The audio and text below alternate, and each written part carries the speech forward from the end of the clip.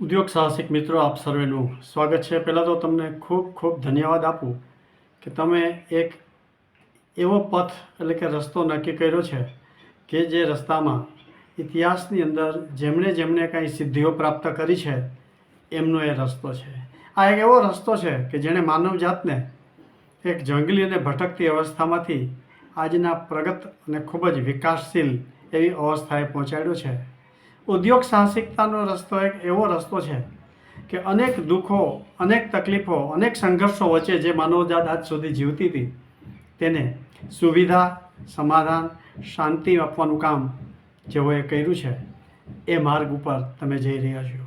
કોઈ પણ નવી વસ્તુનું સર્જન કરવાનો જ્યારે પણ વિચાર આવે છે ત્યારે એ સર્જનનો વિચાર એ ભગવાને મોકલેલો હોય છે, કારણ કે આખી સૃષ્ટિ અને બ્રહ્માંડની રચના કરનાર ભગવાન એ જ મોટો એક સાહસિક છે અને આપણે એમના અંશ છીએ।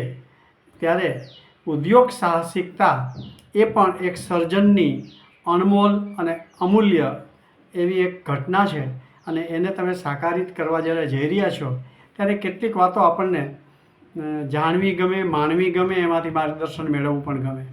છેલ્લા 200 વર્ષમાં મિત્રો માનવ જાતને માર્ગદર્શન આપતી, જુદા જુદા પ્રકારના વ્યવસાયોનો વિકાસ કરતી અને એમાં વિચાર આપતી અને એમાં ધ્યેય આપતી ઘણી બધી ચોપડીઓ બહાર પડી છે। પર્સનાલિટી ડેવલપમેન્ટ, સેલ્ફ હેલ્પ, પછી લીડરશિપ, આવા અનેક વિષયોની પુસ્તિકાઓ અને પુસ્તકો આજે ખૂબ જ પ્રાપ્ય છે। તમે ઇન્ટરનેટ પર જોઈ શકશો કે કોઈ પણ વિષય કે જે આપણા વ્યક્તિત્વના વિકાસ માટે, આપણા જીવનના વિકાસ માટે, કે આપણે કોઈ વ્યવસાય લઈને બેઠા હોઈશું તો એના વ્યવસાયના વિકાસ માટે જે કંઈ મસાલો આપણે જોઈતો હશે, જે કાંઈ શક્તિ જોઈતી હશે, જે કાંઈ એને માટેની ક્ષમતાઓ જોઈતી હશે, એ ક્ષમતાઓ નિર્માણ કરવા માટેની ઘણા બધા પુસ્તકો આપણે ત્યાં અવેલેબલ છે। પણ મને એક ગમે છે એક પુસ્તક એવું કે જે આજથી 5000 વર્ષ પહેલાં લખાયેલું છે અને તે છે મહાભારત। કોઈ પણ ઉદ્યોગ સાહસિક માટે પહેલી બાબત એ હોય છે કે એની અંદર કે ઊંચી સિદ્ધિ પ્રાપ્ત કરવાની અદમ્ય એવી ઝંખના, એક આગ એની અંદર પહેલાં પ્રજ્વલિત થવી જોઈએ। પછી તે કોઈ ઉદ્યોગ સ્થાપવાનો હોય, કોઈ રાજ્ય મેળવવાનું હોય, કોઈ ગુલામીને ફેંકીને કોઈ સ્વતંત્રતા પ્રાપ્ત કરવાની હોય, કે કોઈ ટેકનોલોજીકલ સિદ્ધિ મેળવવાની હોય, કોઈ પણ વસ્તુની પ્રાપ્તિ માટે જે વ્યક્તિએ મથવાનું છે તેના દિલમાં અદમ્ય આગ જોઈએ, તીવ્ર ઝંખના જોઈએ, એક એવું સપનું હોય કે જે હંમેશા એની ખુલ્લી આંખે આવતું હોય અને એને સુવા દેતું ન હોય। આ જે સપના જેની અંદર સેવાતા હોય, આ જે અંદરની ઝંખનાની આગ, એનો તાપ જે આવતો હોય અને એમાં જે એ મહત્વાકાંક્ષા, જે પોતે પ્રાપ્ત કરવા માટે નક્કી કરેલા ધ્યેય એ જ્યારે સેવાય છે એની અંદરથી સિદ્ધિ અને સફળતાનું પંખી એ કોચલાને તોડીને બહાર આવતું હોય છે। સારામાં સારું અને પહેલું મારે કરવું છે, મારે આગળ વધવું છે, આ કરવા માટેની તીવ્ર ઝંખના અને એના માટે જે પણ કંઈ મારે મેળવવું પડશે, જે પણ કાંઈ પ્રયત્નો કરવા પડતા હશે એ પ્રયત્નો હું કરતા અચકાઈશ નહીં, એમાં અટકીશ નહીં। માર્ગમાં કદાચ ગમે એટલા અવરોધો આવશે તો એ અવરોધોને અતિક્રમીને આગળ વધવાની મારી નેમ છે અને એ માટેની મારી તીવ્ર ઈચ્છા છે। આવી અંદરની જે એક ઝંખના આપણને જો થતી હોય તો તમે એકદમ યોગ્ય સ્થાને છો અને હવે તમે ઉદ્યોગ સાહસિક બનવા માટે યોગ્ય રસ્તા ઉપર અને યોગ્ય સપનાને કંડારવા માટેના રસ્તે છો। મિત્રો, કોઈ પણ મહાપુરુષે જ્યારે શરૂઆત કરી હોય છે ત્યારે એ ન તો મહાપુરુષ હોય છે, એક સામાન્ય માણસ હોય છે અને એવા અતિશય સફળ થઈ ગયેલા અને સિદ્ધિને વરેલા લોકોના જીવનની શરૂઆત જ્યારે હોય છે ને ત્યારે એકદમ સામાન્ય માણસ તરીકે હોય છે। એ કંઈ વિશેષ પ્રતિભા જન્મથી આવી જતી નથી, પરંતુ મારે કંઈક વિશેષતા પ્રાપ્ત કરવી છે, આ એક નાનકડો તણખો એના હૃદયમાં જે લાગે છે ને એ પછી એને ક્યાંય જંપવા દેતો નથી। તમને ઉદ્યોગ સાહસિકોએ પહેલી વસ્તુ એ છે મારે કંઈક કરી દેખાડવું છે। એવું નથી કે એ રાતોરાત હું કોઈ મોટો સફળ ઉદ્યોગપતિ બનીને મોટો ઇન્ડસ્ટ્રીયાલિસ્ટ થઈ ગઈ, પણ મારે એક પગલું એવું આગળ ભરવું છે કે જે મને આગલા પગલાં માટેનું બળ પૂરું પાડે. ઘણા લોકો કહે છે કે ધ્યેયની પસંદગી જે કરવાની છે એટલે જ્યાં પહોંચવાનું છે એ સપનું મગજમાં હોવું જોઈએ. વાત સાવ સાચી છે. મારે ગિરનારની ટોચ ઉપર અંબાજીના મંદિરે જવું હોય તો મારી નજર ત્યાં પહોંચવા માટેની ટોચ તરફ જ મારી આંખ હોવી જોઈએ, પણ જ્યારે હું ચાલવા લાગું છું ત્યારે મારી નજર આગળના 10 ફૂટના રસ્તાને જોઈ શકે એ પણ એટલી જ મહત્ત્વની છે કે જેથી કરીને હું જેમ જેમ આગળ વધતો જઈશ એમ 10-10 ફૂટનો એ રસ્તો મને આગળનો સૂઝતો જશે અને પછી મારું જ્યાં ધ્યેય છે ત્યાં હું પહોંચવાનો છું. ઉદ્યોગ સાહસિકતા માટેની પહેલી વાત છે અંતરની તીવ્ર ઝંખનાઓ, અને આ ઝંખના પછી એને માટે જે કાંઈ જરૂર છે એ બધું મેળવવા માટેની આપણને શક્તિ આપે છે. તમે વિચાર કરો, પાંડવોએ જ્યારે દ્યુતમાં પોતાનું ઇન્દ્રપ્રસ્થ નગર જે શ્રેષ્ઠ રાજ્ય હતું અને સારામાં સારું એ વખતનું અર્બન પ્લાનિંગમાંથી તૈયાર કરેલું એક શહેર હતું, એ વખતનો વર્લ્ડ બેસ્ટ આર્કિટેક્ટ મય દાનવ હતો અને એણે આ આખા નગરની રચના કરી હતી. કેટલું સુપર્બ અને કેટલું સુવિધાજનક અને સલામત આ ઇન્દ્રપ્રસ્થ નગર પાંડવોએ બનાવ્યું. પરંતુ એ ધૃતરાષ્ટ્રની સભામાં એ દ્યુતમાં હારી ગયા પછી શું? હવે તો કાંઈ ન રહ્યું. ન સંપત્તિ રહી, ન સત્તા રહી, ન રાજ્ય રહ્યું, એટલે આનુષંગિક કોઈ મિલિટરી કે બીજા ફોર્સ કશું જ ન રહ્યું, અને વનમાં પહેરેલા કપડાએ તેઓએ જવાનું થયું. હિંમત ના આવ્યા. આ પણ આપણા એક ઉદ્યોગ સાહસિકતાનો એક ગુણ છે. કમ વોટ મેં, કોઈ પણ વસ્તુને આવવા દો, હું એને ટેકલ કરી શકીશ. આવનારા પ્રશ્નોને દૂરથી જ જોઈને એ પ્રશ્ન પહેલાં તો ઉદ્ભવે નહીં, એ પ્રકારની પ્રબળ આયોજન શક્તિ જો હોય તો એ પ્રશ્ન ઉપસ્થિત જ ન થાય. એટલે જ કોઈએ બહુ સરસ કહ્યું છે કે તમારે કોઈ પણ વસ્તુનું જ્યારે સર્જન કરવાનું છે અને સિદ્ધિ તરફ જ્યારે તમારા પગલાં માંડવાના છે ને ત્યારે એક વસ્તુ ખાસ ખ્યાલ રાખજો, અને તે કે જે કરવાનું છે ને એના બારામાં 1000 આંખથી વિચારી લેજો. 2 આંખ છે આપણને, પણ 1000 આંખથી વિચારી લેજો. એટલે કે એને લગતી આનુષંગિક દરેક માહિતી આપણી પાસે હોવી જોઈએ. આજનો કાળ એ માહિતી યુગ કહેવાય છે. આજે પાવરફુલ કોણ ગણાય? જેની પાસે ડેટા હોય, જેની પાસે જાણકારી હોય, જેની પાસે દરેક પરિસ્થિતિનું સંકલન કરી શકે, આકલન કરી શકે એટલી પૂરતા પ્રમાણમાં માહિતી હોય. ઉદ્યોગ સાહસિકતામાં પહેલી વાત આવે છે અને તે છે કયો ઉદ્યોગ સ્થાપવો, ક્યાં સ્થાપવો, કેટલી ક્ષમતાનો સ્થાપવો. આ બધા પ્રશ્નોની શરૂઆત કરતાં પહેલાં એને માટે જરૂરી જે ઇન્ફોર્મેશન છે, જે ડેટા છે, જે માહિતી જોઈએ છે એ આપણી પાસે હોવી જોઈએ. અને એક વખત આ બધાયનું સંકલન થયું, એ માટેની યોજના ઘડાઈ ગઈ, એ માટેના એક રોડમેપ તૈયાર થઈ ગયો, પછીની બીજી બાબત છે એ 1000 આંખ બંધ કરી દેવાની, માત્ર 2 આંખોથી આગળ વધવાનું. અધવચ્ચે રસ્તા ઉપર ફરી કોઈ આપણને તુક્કો આવે, કોઈ આપણને એક નવો વિચાર આપે અને ફરી પાછી આપણી દિશા અને ગતિમાં આપણે ફેરફાર કરતા જઈએ તો આપણે જ્યાં લક્ષ્ય નક્કી કર્યું છે ને એ લક્ષ્ય તરફ ન પહોંચી શકીએ. પાંડવોએ જ્યારે બધું ગુમાવી દીધું પછી એમણે એક યોજના ઘડી કાઢી કે આપણે ફરી આ રાજપાટ લેવાનું હશે તો વનવાસની અંદર ભલે જવું પડે, પણ એક વર્ષનો ને સમયનો ને સેકન્ડનો આપણે ઉપયોગ કરી લેવો છે. અને એટલે સૌથી પ્રથમ તેમણે ધ્યાન આપ્યું અને એ કે રિસોર્સિસ ડેવલપ કરવાના છે. કોઈ પણ ઉદ્યોગ કે કોઈ પણ પ્રવૃત્તિ કે કોઈ પણ મિશનને જ્યારે આપણે આગળ વધીએ ત્યારે એને માટેના રિસોર્સિસ આપણે હોવા જોઈએ, એટલે કે એના સ્ત્રોત હોવા જોઈએ, એના સંસાધનો આપણી પાસે હોવા જોઈએ. એમાં શાની જરૂર પડશે? પાંડવોને લાગ્યું કે આપણે જે તે વખતે યુદ્ધ કરીને પાછું મેળવવાનું હશે તો એને માટે નોલેજ જોશે.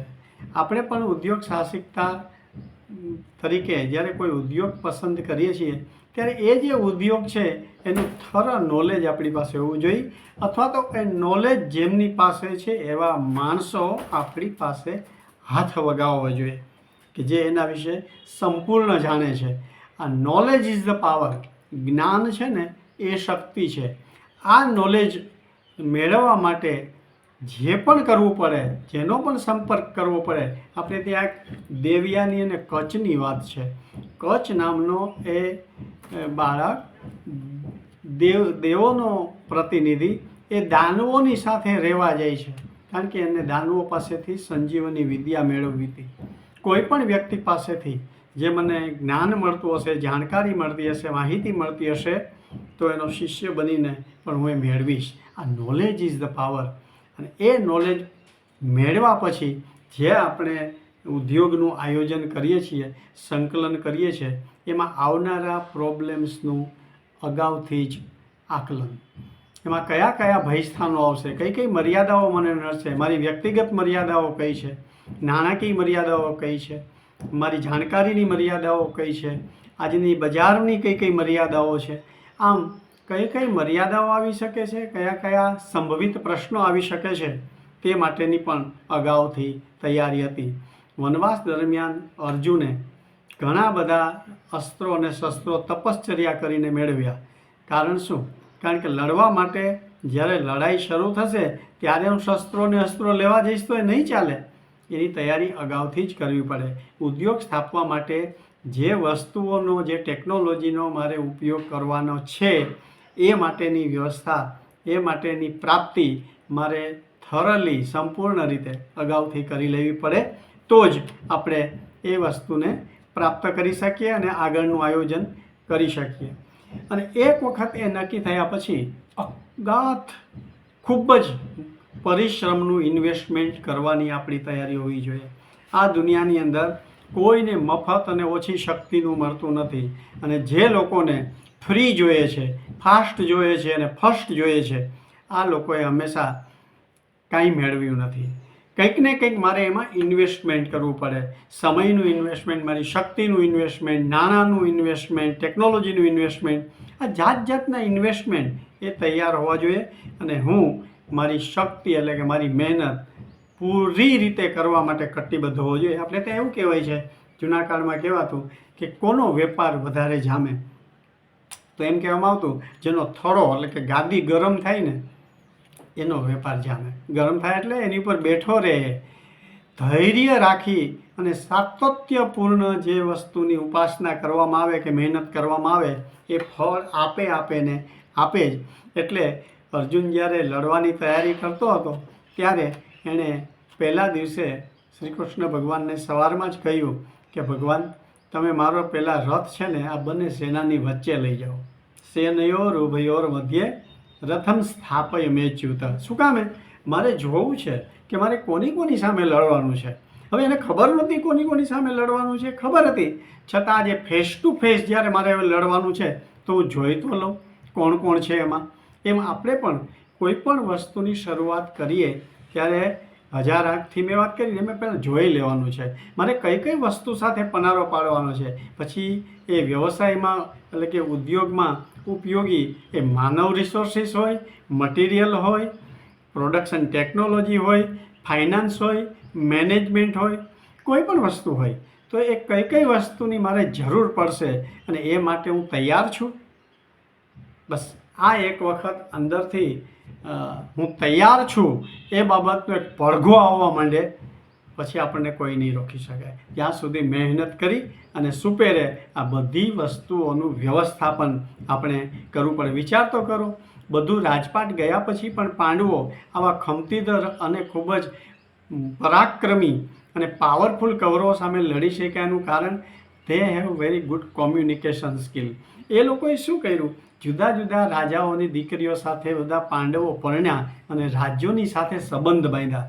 કોમ્યુનિકેશન અને રિલેશનશિપ આ કોઈ પણ ઉદ્યોગને સ્થાપવા, ચલાવવા માટે અને એમાં સફળ થવા માટેની અત્યંત જરૂરી બાબત છે. કોમ્યુનિકેશન આપણને આજના જમાના સાથે હું જે વિચાર કરું છું એને પ્રવૃત્તિ કે એક્શનની અંદર ટ્રાન્સલેશન કરવા માટે બહુ જરૂરી છે. હું જે કહેવા માગું છું, હું જે કરવા માગું છું એ જ વસ્તુ બીજાની સાથે એ અભિપ્રેત થાય, એ જ વસ્તુ એ જ અર્થમાં લે, આ બહુ જરૂરી છે. પછી કોમ્યુનિકેશન કોઈ પણની સાથે હોય, એ બોસ સાથે હોય, કાર્યકરો સાથે હોય, આપણે ત્યાં કામ કરનારા લોકો સાથે હોય, કુટુંબના લોકો, સમાજના લોકો, ઓર્ગેનાઇઝેશન કે સરકારી સંગઠન સાથે હોય. કોમ્યુનિકેશન એ બહુ જ પાવરફુલ અને આજના જમાનામાં તો અત્યંત આવશ્યક પ્રાથમિક જરૂરિયાત છે. આ કોમ્યુનિકેશન મારું શ્રેષ્ઠ રીતે થઈ શકે એ માટેના જે કાંઈ રીત રસમ પદ્ધતિ મારે કેળવવા પડે મારામાં, એ મારે કેળવવા પડશે. અને એ કોમ્યુનિકેશન છે એ આપણા રિલેશનશિપ બાંધે છે. જે વસ્તુ રિલેટેડ નથી એ વસ્તુ જીવંત નથી. આપણે રિલેટેડ છીએ, આપણે જે ખોરાક ખાઈએ છીએ એ લઈએ છીએ, ચાવીએ છીએ, પેટમાં પચે છે અને પછી લોહીમાં ભળે છે. એક હાર્મની છે, એક સંતુલન છે અને એ સંતુલનને કારણે આપણા શરીરનો અને ખોરાકનો સંબંધ બંધાય છે. એટલે એ શરીરને ખોરાક એ ફોરેન બોડી, પારકી વસ્તુ નથી લાગતી, એટલે અંદર અવશોષિત થાય છે અને આપણા શરીરની અંદર રહેલા દરેક કોષ સુધી આ જે મોલેક્યુલ છે, ખોરાકના ઘટકો છે, પહોંચે છે અને એથી આપણું શરીર ચાલે છે. આપણે સૂતા બેઠા હોઈએ, ચાલતા હોઈએ કે દોડતા હોઈએ, શરીરની જે ધાર્મિક ક્રિયાઓ છે એ તો દિવસ રાત ચાલુ છે. તો એ શક્તિ એ ગેઇન ક્યાંથી કરે છે? અને એનું કારણ છે જે આપણે ખોરાક ખાઈએ છીએ એ અવશોષિત થાય છે, શરીરને પારકું લાગતું નથી. એટલે રિલેશનશિપ અને કોમ્યુનિકેશન આજની કોઈ પણ સફળતા માટે બહુ જ જરૂરી છે. પાંડવોએ શું કર્યું કે તેમણે આવા જુદા જુદા રાજ્યો સાથે રિલેશન્સ વધાર્યા. એટલે જેમની પાસે કંઈ નથી અને વનવાસ 13 વર્ષનો ગાળીને જે વ્યક્તિ લડવા માટે તૈયાર થઈ હોય અને સામે પક્ષે આ 13 વર્ષથી વેલફેર સ્ટેટ એવું જે હસ્તિનાપુર છે, મહાન એ સમયનું મહાન અને બળવાન રાષ્ટ્ર છે અને એની અંદરના જે યોદ્ધાઓ છે એ પણ કેટલા બળવાન છે. હવે એમની સામે ઝીક ઝીલવાની છે. જેવું તેવું કામ તો નહોતું જ, પણ એમની પાસે એક બહુ જ મોટી શક્તિ હતી, તેથી એ કરી શક્યા અને તે એટલે કૃષ્ણ. કૃષ્ણ એટલે કોન્શિયસનેસ, કૃષ્ણ એટલે જાગૃતિ, કૃષ્ણ એટલે સર્વ જ્ઞાન, સર્વ કર્મ અને સર્વ ભાવોનું અજબનું અને ગજબનું એક સંતુલન. જો આવું વ્યક્તિમત્વ હોય અને આવું ગાઈડન્સ આપણી પાસે હોય તો પછી ઉદ્યોગ સ્થાપવાની અંદર, એને ચલાવવામાં કે પછી બાહ્ય પરિબળો માર્કેટિંગને કે અસર કરતા હોય, આવા કેટલાય પ્રશ્નોની સામે લડવું એ આપણે માટે બહુ મુશ્કેલ નહીં પડે. એટલે ઉદ્યોગ સાહસિકતાનો આ જે ગુણ છે કે આવનારા પ્રશ્નો માટેની એને લડવા માટેની એક સજ્જતા આપણે હસ્તગત કરી લેવી અને તે માટે ખૂબ જ પરિશ્રમ કરવો પડે. આ બધું થયા પછી હવે એને એક કાગળ ઉપર અથવા તો આપણે જેને જોઈ શકીએ, વાંચી શકીએ અને રજૂ કરી શકીએ એવા ફોર્મેટમાં વ્યક્ત કરી અને એનું આયોજન કરવાનું. મોટાભાગના લોકો છે એ નિષ્ફળ જવા માટેનું આયોજન કરતા નથી, પણ તેઓ આયોજન કરવામાં નિષ્ફળ જતા હોય છે. બસ નક્કી કર્યું છે મારે અહીં સુધી પહોંચવું છે, હવે એનું આયોજન આવશે. કોઈ પણ માણસ પર્વતારોહક છે એ જ્યારે પર્વતની ટોચ પર જવા માટે નીકળે છે અને જુદા જુદા સાંજ પડે એટલે કેમ્પ બનાવતો જાય. એ કેમ્પમાં બેસીને એ વિચારે કે હું કેટલે પહોંચ્યો અને હજી મારે કેટલે પહોંચવાનું છે. આગળ જેમ ઊંચાઈ વધતી જશે, ઓક્સિજન ઓછો છે, તો મારી પાસે પર્યાપ્ત માત્રાની અંદર જથ્થામાં ઓક્સિજન છે તો ખરો ને, પાણી અને ખોરાકની વ્યવસ્થા પૂરતા પ્રમાણમાં છે ને. આમ કરી કરી અને કોઈ પર્વતારોહક પર્વતની ટોચ પર પહોંચે છે. મારા ઉદ્યોગ માટે પણ મારે આ જ રીતે પર્વતારોહકની માફક જ્યાં ઉદ્યોગ શરૂ કરવાનો હોય કે ઉદ્યોગ ગતિ પકડતો જતો હોય ત્યારે શાંત ચિત્તે બેસીને હંમેશા એ વિચારવું પડે હું કેટલે પહોંચ્યો, મારે કેટલે પહોંચવાનું છે અને હજુ આગળ વધવા માટે જરૂરી જે કાંઈ સંસાધનો છે એ મારી પાસે છે તો ખરા ને. કૃષ્ણ નામનું તત્વ એટલે કે અંદરની આપણી જાગૃતિ અને એનું માર્ગદર્શન જેમ પાંડવોને વિજયી બનાવે છે અને ફતેહ આપે છે, એમ આપણે પણ આપણા ઉદ્યોગની અંદર આગળ વધવું હશે, સફળતા પ્રાપ્ત કરવી હશે તો આ બધા ઘટકોને સુપેરે જાણી નાણી અને એ બાબતે આપણે હંમેશા વિચાર કરવો મળશે. I wish you all the best. Thank you.